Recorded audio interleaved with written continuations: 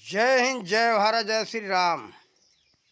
देखो, आज का विषय है भारत ही नहीं पूरे विश्व के लिए लाभदायक है जो हम कहेंगे, लेकिन खास करके भारतवासियों के लिए बहुत लाभकारी है।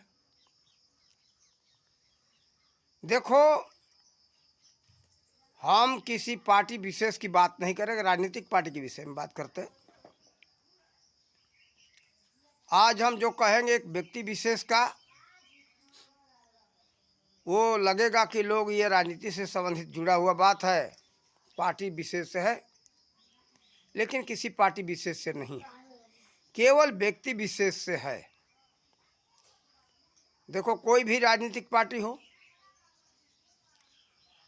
पार्टी कोई खराब नहीं होता। जैसे कोई रास्ता है, रास्ता खराब नहीं होता, उसके राहगीर यानी पथिक खराब होते हैं और अच्छे और बुरे होते हैं। अच्छे भी होते, बुरे भी होते हैं। तो लोग कहते कि भाई ये रास्ते पर मत जाओ, वहाँ चोर बदमाश रहते हैं, खतरा होगा। तो देखो, जब वो चोर चले जाते हैं तो रास्ता सही हो जाता है, और चोर रहते हैं तो रास्ता खराब है। चोर चले जाते तो रास्ता सही हो जाता है। चोर न रहने पर रास्ता सही है, और चोर है तो वो रास्ता खराब है। इस तरह से कोई पार्टी खराब नहीं होती। पार्टी सब अच्छी है, लेकिन उसमें हमारे समाज में जो पार्टी में लोग जुड़े हुए हैं वो खराब और अच्छे होते हैं। जैसे देखो, इस समय भारतीय जनता पार्टी की ही बात है। ये भारतीय जनता पार्टी में सब अच्छे ही नहीं है, इसमें केवल एक ही व्यक्ति है, उसके कारण सब अच्छा बना हुआ है, वो है नरेंद्र मोदी। नरेंद्र मोदी ऐसे व्यक्ति हैं कि वो समभाव के विचार के हैं, सबको बराबर मानते हैं। देखो, विश्व बंधुत्व के विचार के हैं वो, और सनातनी है। सनातनी का मतलब केवल एक देश की बात नहीं है, एक वर्ग विशेष की बात नहीं है, सभी वर्ग सनातनी हो, विश्व का कोई भी हो, सभी सनातनी है। देखो, हम नहीं बात कहते, ये धर्म ग्रंथ से साबित कर रहा हूँ, और सभी ने कहा है। हम केवल कृष्ण जी का उदाहरण देंगे तो लोग कहेंगे अरे भाई ये तो केवल पक्षपात है, कृष्ण का उदाहरण दिया। देखो, यही बात पहले हम आपको बाइबिल से ही रख दें। बाइबिल में यीशु मसीह ने क्या कहा, उसको जरा ध्यान से देखो। पेज नंबर जगह तो याद नहीं है। उन्होंने कहा है, हम सब परमपिता परमात्मा के संतान हैं, सत्य और अहिंसा के मार्ग पर चले। कारण कि वो सनातन को समझते थे, इसलिए पूरे संसार के सभी लोगों को कहा कि हम सब परमपिता परमात्मा के संतान हैं, सत्य और अहिंसा के मार्ग पर चले। देखो, ये सनातन के विषय में लो। सनातन स्वयं ईश्वर के बारे में श्री कृष्ण ने कहा है, वो कहे हैं हम, लेकिन हमको मत समझना, वहाँ वो व्यक्ति विशेष रूप से नहीं कहते, वो सर्वव्यापक सत्ता के हिसाब से कहते, जिसके विषय में शंकर जी ने कहा है कि बिनु पद चल सुनई बिनु काना, कर्म बिनु कर्म कर विधि नाना, आन रहित सकल रस भोगी, आनंद रहित सकल रस भोगी, बिन वाणी वक्ता बड़ जोगी। वो सर्वव्यापक शक्ति के विषय में उन्होंने कहा है। तो देखो, उसी सर्वव्यापक शक्ति के विषय में कहते, वो अपने शब्द को लेकर के कहे, लेकिन लोगों को व्यक्ति अपने ऊपर में ही समझ लेना चाहिए। जैसे एक नाटक में, कोई ड्रामा में कोई इसी विषय का व्यक्ति का पाठ लेता है, तो वह पाठ लेने वाला व्यक्ति वह व्यक्ति नहीं बन जाता जिसका पाठ लिया। जैसे मान लो रामलीला हो रहा हो, कोई राम का पाठ ले लिया तो राम नहीं हुआ, वो तो है कोई और, थोड़ा देर के लिए उसने पाठ ले लिया। उसी तरह से ये पाठ लेकर के यहाँ श्री कृष्ण ने बोला है, गीता अध्याय 7 में वो कहते कि हे अर्जुन, तू संपूर्ण भूतों का, भूत यानी प्रेत मत समझ लेना, भूतों यानी जीव से यह संबंधित बात है। एक शब्द के कई अर्थ होते हैं। भूतों का सनातन बीज मुझको ही जान। ये सभी जीवों का मैं ही उत्पत्ति करता हूँ, मैं ही ये जो है कि वो बीज हूँ। बुद्धिमानों की बुद्धि और तेजस्वियों का तेज हो। यहाँ तो बहुत कुछ गिनती करा है, लेकिन हमें मुख्य शब्द लेना है इसमें सनातन का। वह सनातन कौन है, मतलब क्या है उसका? उसी को इस्लाम मजहब में कहा गया, जरे जरे में है झांकी उस नूर की, यानी वो परमात्मा का कण कण में वो झांकी है। तो देखो, उसको दर्शन करने वाले दर्शन किए, जिसके पास पास में वो ज्ञान का नेत्र है वो दर्शन किए कण कण में। इसीलिए कहा कि सिया राम मैं सब जग जानी, जिसने देखा कण कण में उस परमात्मा को, खुदा को, नूर को, उसने कहा कि वह कण कण में है, उसका कण कण में दर्शन करो। तो इसीलिए कहा तुलसीदास जी ने कि सिया राम मैं सब जग जानी, करऊं प्रणाम जोरी जुग पानी। ये रामचरितमानस के रामायण में ही ये चौपाई है, बालकांड के दोहा 7 के नीचे। तो देखो, ये महापुरुषों का विचार जो है नरेंद्र मोदी जी का है। इसीलिए विश्व बंधुत्व के सूत्र को लेकर के चलते और कहते कि सबका साथ सबका विकास। और देखो, विकास वही करेगा व्यक्ति, और दूसरा कोई भारत का चाहे कहीं भी उनका तो विकास करने का पूरे विश्व का है योजना कि हम पूरे विश्व का योजना विकास करें।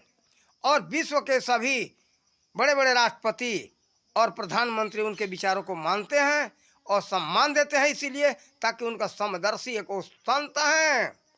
संत के हिसाब से सबके विकास की बातें सोच रहे हैं, सब लोग उनके मार्ग को मानते हैं, उनके विचारों को मानते हैं। आज तक कोई इस देश में प्रधानमंत्री अब भी नहीं हुआ, हो सकता भविष्य में कोई इससे बड़ा हो जाए, ये इनके बराबर हो जाए। इनके बराबर तो होकर के कोई होने वाला हो कोई, हमको अभी उम्मीद नहीं है। हो सकता कभी हो जाए भविष्य में, कहा नहीं जा सकता, लेकिन अभी तक नहीं हुआ है। जो नरेंद्र मोदी जी का इज्जत कदर मान सम्मान मिल रहा है पूरे विश्व में। अब वो देश का तो नाम भूल गए, वहाँ जब गए थे तो वहाँ का प्रधानमंत्री उनका चरण स्पर्श किया। सोचो क्या सोचा कि ये एक महाशक्ति है, महाविभूति है, ऐसा सोच करके उन्होंने चरण स्पर्श किया था। कोई प्रधानमंत्री किसी के चरणों में झुक जाना कोई आसान बात नहीं, साधारण सी बात नहीं है। तो देखो, ये सब ने समाचार में देखा होगा। तो देखो, वही विकास कर सकता है। अभी भारत का सुरक्षा के विषय में देख लो, भारत कितना पीछे था। पहले जो सत्ता थी कांग्रेस के समय में, देख लो कांग्रेस पार्टी खराब नहीं है, उसमें बहुत बड़े अच्छे अच्छे नेता आज भी है, पहले भी थे। जैसे गांधी को, नेहरू को छोड़ करके सब अच्छे थे, कारण कि गांधी और नेहरू ने ही भेदभाव फैलाया है, भेदभाव फैला करके देश का बंटवारा करवाया, इनकी यह चाल थी। फिर जो है कि गांधी ने कहा किया कि विभाजन करने के बाद भारत में उस को रख दिया, भाई विभाजन हो गया, जिसका हक मिल गया अपने हक में चले जाओ। नहीं, उनका विचार था कि नहीं, भारत टुकड़ा टुकड़ा होता रहे, यही आज देखने को मिल रहा है। लेकिन इसमें हम चाहे वो भी मोदी जी ऐसे विचार कर नहीं है, चाहते सम विचार के हो और सब एक हो। अब सनातन पर आ जाओ, थोड़ा ये भी समझा लें, फिर उसके बारे में आगे करेंगे बात। सनातनी का मतलब है सब में जो सना हुआ है, सर्वव्यापक है, उसका नाम है सनातन। तो सनातन को कौन नहीं मानता है? जो जाने वो माने। अब तो सब लोग मानने वाले हो गए हो, कोई जानता तो है नहीं। जब उसकी आंख होगी, दिव्य नेत्र होगा, वैसा नेत्र होगा, ज्ञान होगा, उसको देखोगे तो समझ में आएगा। तो देखो, विश्व में कोई भी पंथ संप्रदाय वाले, धर्म नहीं है, पंथ संप्रदाय हैं। जैसे विद्यालय का नाम शिक्षा नहीं है, विद्यालय का नाम तो नाम अलग है और विद्या अलग है। उस सभी विद्यालयों में वही विद्या दी जाती है। इसी तरह से ये पंथ और संप्रदाय पूरे विश्व में जितने हैं, भारत में की बात छोड़, भारत तो यहाँ छोटा एक बात हम कहेंगे, पूरे विश्व में जितने पंथ संप्रदाय हैं उसी ईश्वर के बारे में जानने और मानने को कहते। तो देखो, ये जो है सब सनातनी हो, चाहे वो सिख हो, हिंदू हो, जैन हो, बौद्ध हो, ईसाई हो, फारसी हो, इस्लामिक हो, और ये तो छोटे छोटे पंथ बहुत से, ये मुख्य हैं। इतने। तो कहने का मतलब ये सभी सनातनी है, कारण कि वो सनातन को ही सब लोग जानने और मानने को कहते, सनातन नाम ईश्वर का है। अब यहाँ लोग अल्प बुद्धि के कारण एक पंथ मान लेते, सनातनी पंथ, हिंदू जाते। रे भाई ये बात नहीं है, सब लोग सनातनी, सनातन का मतलब वही ईश्वर। अब उससे उनको नहीं जानना चाहते हो, मानना चाहते हो, तो बात ये लगा कि मैं सनातनी नहीं हूँ। लेकिन कौन कह सकता है, जो कहेगा कि मैं इस्लाम का मत का मानता हूँ, इस्लाम को जानता हूँ, तो तुम्हारे अंदर उसी को, शक्ति को खुदा, आला, गॉड कह करके पुकारा गया। खुदा का मतलब लो सुन लो, और सभी का मतलब समझा करके, इतना कोई नेता नहीं समझा पाएगा। कारण कि मैं नेता ही नहीं हूँ, मैं एक संत समाज से हूँ। हमारे गुरु महाराज जी समदर्शी हैं, उन्होंने ये बात हमको सिखाया और बताया, उनकी बातों पर चिंतन मनन किया तो सत्य निकला। तो क्या कहते, खुदा का मतलब जो खुद ब खुद है इस संसार में, उसके सिवाय इस संसार में कोई है नहीं, इसलिए उस शक्ति को खुदा कहा गया। खुद है, उसी ने सब कुछ करा, वही रचता है और फिर अपने में विलीन कर लेता है। यही बात भागवत भी बता रहा है कि वही परमात्मा सबको रचते हैं अपने में से, फिर अपने में विलीन कर लेते हैं, यानी समाप्त कर देते, अपने आप में समेट लेते। अब राम, राम का मतलब है सब में रमने वाला।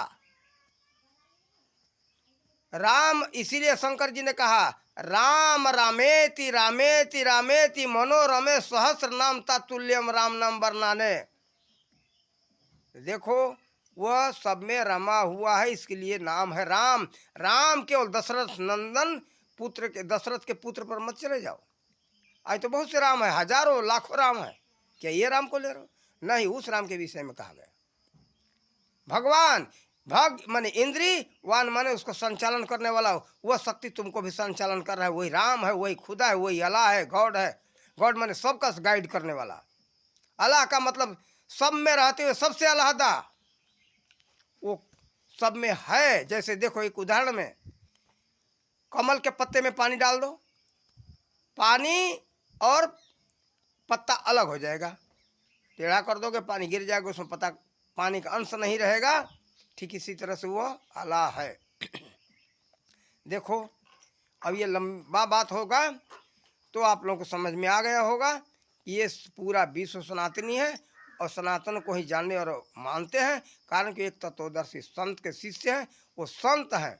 ऐसा आज तक कोई इस संसार में हमारे जानकारी में नेता नहीं हो। पूरे भारत की तो बात हम अलग करते हैं, पहले कभी हुआ होगा और हो सकता है, लेकिन जब से देश आज़ाद हुआ, यह देश आज़ादी के पहले ऐसा कोई नहीं हुआ। उसके पहले पता चलता है सम्राट अशोक हुए, लेकिन सम्राट अशोक पूर्ण ज्ञानी नहीं थे, अधूरे थे। कारण कि एक बात दिखाई दे रहा है, कलिंग के युद्ध के बाद उन्होंने तलवार रख दिया, और तलवार रख दिया तो कहा कि सत्य अहिंसा के मार्ग पर चलेंगे।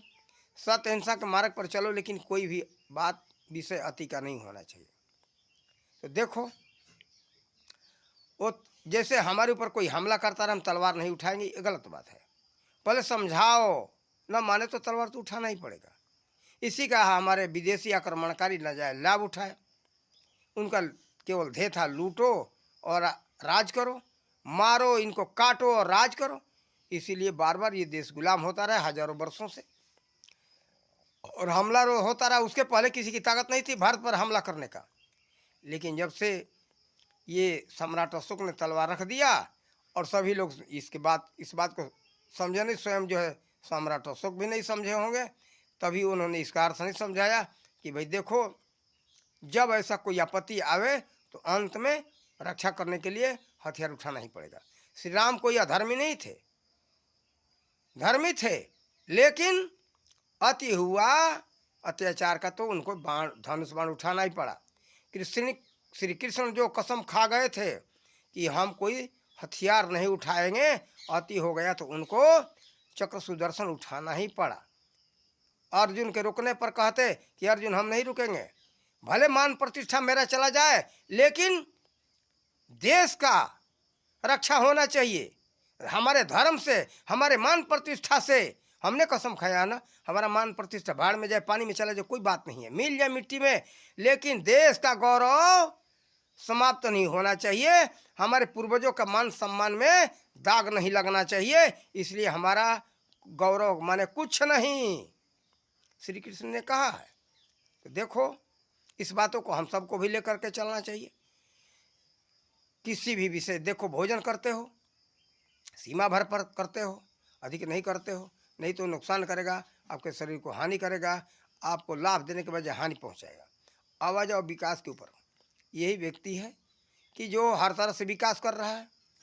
देखो, देश सुरक्षा की बात हो, हर जगह जगह उन्होंने सैनिकों को लड़ने के लिए हथियार दिया, अच्छे अच्छे ढंग के जहाज दिया, हेलीकॉप्टर दिया, और भारत में ही बहुत से जहाज, अरे बहुत से क्या, अभी तेजस और कोई विमान और बन रहा है, तो और हथियार भी बना के, राइफल हो, मशीन गन हो इत्यादि, ऐसे सब हथियार बनाने का वो फैक्ट्री बनवाए, अभी बन रहा है, और लोगों को सुविधा दे रहे हैं। और इसमें भेदभाव नहीं है, सभी वर्ग को, कोई कसम खा करके कहे कि हमको सुविधा नहीं मिलता, लेकिन हरामखोरी है कि सुविधा मिलते हुए केवल जाति के नाम पर या पार्टी के नाम पर उनकी निंदा लोग करते हैं। आज आ जाओ, हम सपा वालों को देख रहे हैं, कांग्रेसी को देख रहे हैं कि निंदा कर रहे हैं। अरे तुमको सरकारी योजना का लाभ मिल रहा है कि नहीं मिल रहा? ये जब आया था कोरोना, कोरोना में जान बचाने के लिए भेदभाव किया मोदी जी ने, सभी को अनाज दिया और सभी को इंजेक्शन लगाया। ये नहीं है कि हमारे भारतीय जनता पार्टी का तो हम लगा दें और पार्टी का नहीं लगा। और भारत में नहीं, पूरे कई जगह सैकड़ों देशों में ये दवाइयाँ गई हैं। कुछ जगह तो मदद में भेजा इन्होंने, पाकिस्तान को भी भेजा, बांग्लादेश को भी भेजा, और सब देश तो बहुत है, नाम तो हमें याद नहीं है, मालूम भी नहीं है। तो देखो, ऐसे मुख्य रूप से मालूम है 100 देशों में भेजा गया। तो देखो, उनके अंदर भेदभाव नहीं है, वो समदर्शी एक संत है, और समभाव से इसीलिए कहते कि सबका साथ, सबका विकास और सबका विश्वास। तो देखो, ये बात इस G20 सम्मेलन में, जो विश्व के जो ग्लोबल, जो ये विश्व देशों का जो सम्मेलन था दिल्ली में, यहाँ भी वही बात, पूरे विश्व के लिए वही बात, सबका साथ, सबका विकास और सबका विश्वास। यही मिल करके जो सब लोग काम करेंगे, तभी जो समाज का विकास हो सकता है। और छोटे छोटे स्वार्थ में मत आओ, छोटे छोटे स्वार्थ में आकर के उनकी बदनामी मत करो और उनका बहिष्कार मत करो। हम ये नहीं कहते कि ये पार्टी ही अच्छी है, सब पार्टी अच्छी है, लेकिन उसमें देखो लोग गलत आ जाते हैं, गलत विचारधारा के आ जाते हैं, तो पार्टी खराब हो जाती है। देखो, जब से ये एक व्यक्ति का अधिकार जम गया कोई भी पार्टी पर, तो स्वार्थ में वो अधिकार जमा है। पार्टी में किसी व्यक्ति विशेष का अधिकार नहीं होना चाहिए, किसी परिवार का अधिकार नहीं होना चाहिए। पार्टी सबकी है, देश रक्षा के लिए बनता है, यह देश रक्षा के लिए ही बनाया गया है। लेकिन देखो, कांग्रेस पार्टी का अधिकार, कांग्रेस पार्टी पर अधिकार नेहरू परिवार का हो गया, तब से पार्टी खराब हुई है। उसमें भी अच्छे अच्छे आज भी लोग हैं, अच्छे लोग हैं, उनको निकाल दिया जाता है। वो राष्ट्र की बात करते और सच्चाई कहते, उनको निकाल दो। सभी पार्टियों में ये हो रही है, लेकिन भारतीय जनता पार्टी में ये नहीं है। अच्छे लोग को चुन करके उसमें रखा जाता है। जैसे देखो, आज ये सबका साथ सबका विकास वाली बात कौन करता? कोई करता है क्या? कोई करे तो बताओ। केवल है समाजवाद का नाम, लेकिन एक तरफा किसी का पक्ष लेकर के हमला करवाओ, हमें वोट मिलना चाहिए, मर जाओ। देखो, अभी सपा का ही सरकार था उत्तर प्रदेश में, एक विशेष वर्ग को बढ़ावा दे करके मुजफ्फरनगर दंगा चलता रहा। केंद्र में कांग्रेस का सरकार था, वो चुप मुंह बंद रखा, लोग मरते रहे, दोनों तरफ के मत मरते होंगे, ये तो नहीं है कि एक तरफ का, लेकिन एक तरफ का पता चलता विशेष लोग मरे। अच्छा ठीक है, दंगा क्यों हो कि कोई ना मरे, सबका रक्षा हो, रोक दो, तुम्हारा शक्ति है। वो लोग ना समझ हैं, ना समझी से लड़ रहे हैं, तुम तो रोक सकते थे, लेकिन नहीं, हमें मतलब नहीं, हमें तो वोट मिलना चाहिए, हमारा सत्ता बना रहना चाहिए। क्या है ये? पक्षपात नहीं तो क्या है? देखो, ऐसा नहीं करना चाहिए। इसीलिए इनका ये विचार नहीं है। कहीं भी दंगा होता है, लड़ाई होता है, कोई भी गलत कार्य करता है, सबको बराबर दंड मिलता है, कोई भेदभाव नहीं है, सबके लिए एक ही कानून है, एक ही नियम है। और कुछ लोग यहाँ हैं कहते कि हमारा वो नियम नहीं चाहिए, हमारा तो अलग ही रहे। भाई, जहाँ योजना का लाभ लेना होगा वहाँ कहे कि हमको बराबर चाहिए, और कानून आ गया तो बराबर नहीं चाहिए, हमारे लिए अलग कानून। ये गलत बात है। सबके लिए कानून एक होना चाहिए, तभी जो है कहीं उठाव पटक नहीं होगा, उसमें द्वेष नहीं फैलेगा, दो नजरिया के भाव नहीं आएगा। राजा हो या माता पिता हो, दोनों एक ही पद है, तो एक नज़र से देखेगा तभी कोई किसी को कहने वाला नहीं होगा। नहीं तो दो नजरिया देखे नहीं तो तुरंत हो गया कि भाई ये तो पक्षपात कर रहे हैं, पक्षपात वाली बात आ जाएगी। सबके लिए कानून एक हो, नियम एक हो, जो हक दिया जाए सबको बराबर मिले, ऐसा होना चाहिए। वो कर रहे हैं मोदी जी। इसलिए हमारे समझ से ये चुनाव जो आ रहा है 2024 का, इसमें केवल नरेंद्र मोदी जी को ही अगर आप लोग बनाएंगे प्रधानमंत्री, तो ही देश का सुरक्षा होगा। ये बताओ, आप सबको गौरव चाहिए, इज्जत चाहिए, सम्मान चाहिए, या अपना स्वार्थ चाहिए? कोई एक मुकदमा के लिए पीछे पड़ा है कि हमारा मुकदमा जिता देंगे अखिलेश, या कोई भी पार्टी का हो, कह दे भाई तुम्हारा काम कर देंगे, उस काम के पीछे पड़ करके सोचते स्वार्थ में, तो उनका निंदा करो मोदी जी का।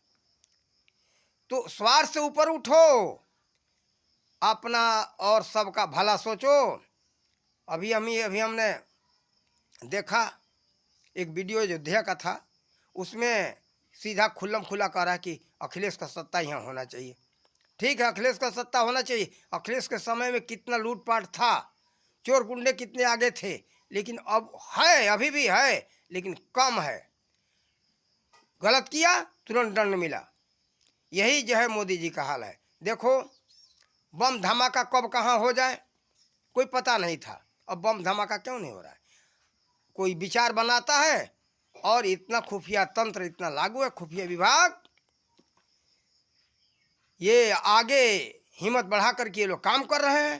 पहले खोज लेते कौन हमला करने वाला है, कौन देश का हानि करने वाला, तुरंत उसको पकड़ लेते हैं और सजा के लिए चला जाता है। वो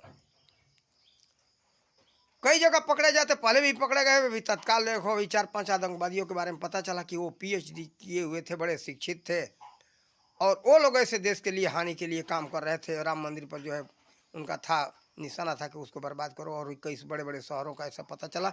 इसके पहले भी ऐसा हुआ, लेकिन इनके पहले खुफिया विभाग के ऊपर लगता है कि प्रतिबंध रहा कि तुम जांच पड़ताल मत करो, होने दो धमाका, तभी तो हमें मौका मिलेगा कि भाई हमारा साथ दो, हमको मजबूत करो ताकि तुम्हारा हम रक्षा कर सके।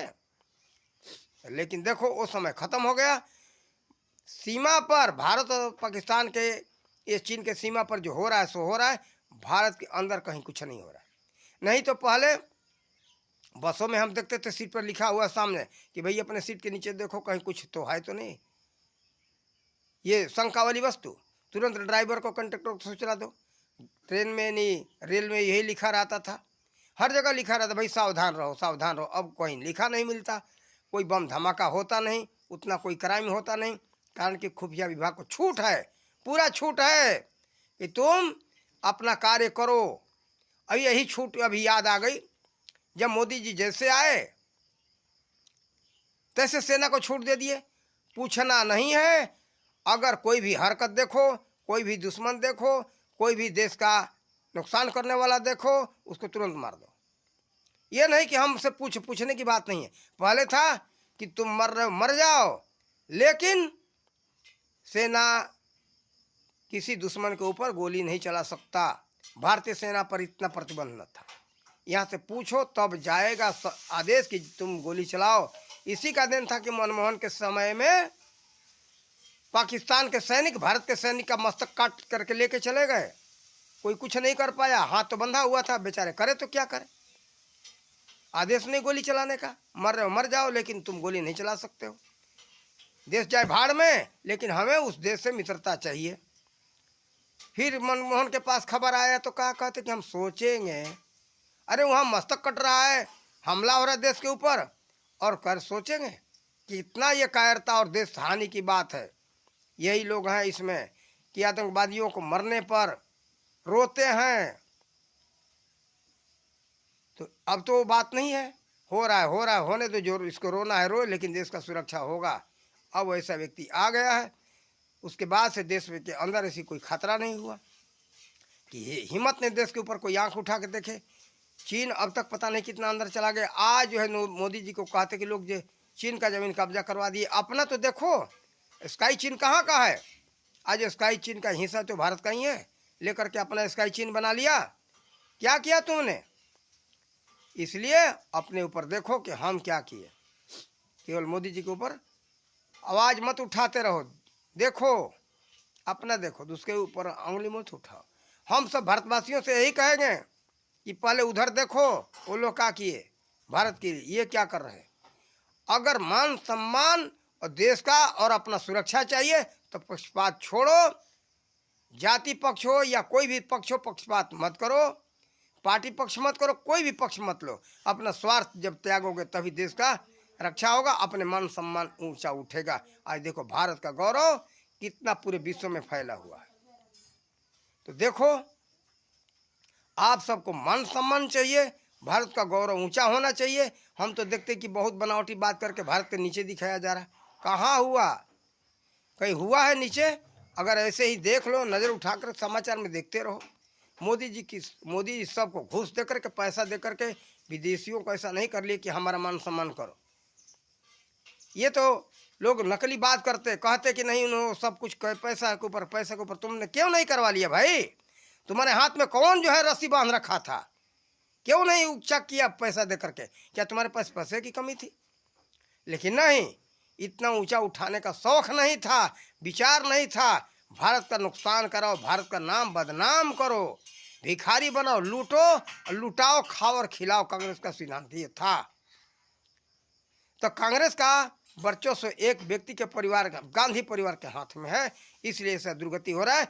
इसमें भी अच्छे अच्छे नेता हैं। चाहे तो भारत कांग्रेस पार्टी भी नाम ऊंचा ले जा सकता था, लेकिन अच्छे नेताओं को तो निकाल दिया जा रहा है। हो तो कहाँ से हो? और जब तक नरेंद्र मोदी जी हैं तब तक ये भारतीय जनता पार्टी भी ऊंचा। अगर ये निकल गए तो भारतीय जनता पार्टी बहुत कम स्थिति रहेगी अच्छी, ये बिगड़ जाएगा। इसमें तब तक जोगी जी मिल गए, भगवान से प्रार्थना करते कि नरेंद्र मोदी जी का आयु बहुत लंबी हो और इनके जैसा ही व्यक्ति भारत को मिलता रहे, तभी हमारे भारत का सुरक्षा हो सकता है। समदर्शी भाव का और सबका साथ, सबका विकास, सबका विश्वास के साथ ये सूत्र से चलते रहेंगे तो हमारे भारत का विकास होता रहेगा। और आप लोग अच्छे ढंग से ये स्वार्थ मुक्त होकर के इस बातों को सुनो और समझो, तो समझ में आएगा ये व्यक्ति क्या कह रहा है। इसी सिद्धांत से चलोगे तो आप सबका और आपके देश का गौरव ऊंचा होगा। जब मोदी जी का चरण छुआ गया उस दिन हम क्या सोचे कि हमारे पूरे भारतवासियों का चरण छुआ जा रहा है, कारण कि हमारे भारत की तरफ से व्यक्ति गया है। नरेंद्र मोदी जी को मत समझ लो, उनका जयकारा लगे तो सोच लो पूरे, कारण कि भारत की तरफ से गए। जैसे उदाहरण दे दूं, 1800 कुछ ईस्वी का सन का बात है वो, जब विवेकानंद गए थे शिशांग शहर अमेरिका में, तो वहाँ उनके नाम ऊंचा हुआ और जीते तो पूरे भारत का नाम ऊंचा हुआ। अगर वही हार जाते तो पूरा भारत हार जाता। अभी क्रिकेट जाके खेलते भारत के खिलाड़ी तो जीतता है एक व्यक्ति, तो नाम होता है पूरे भारत का, भारत जीत गया।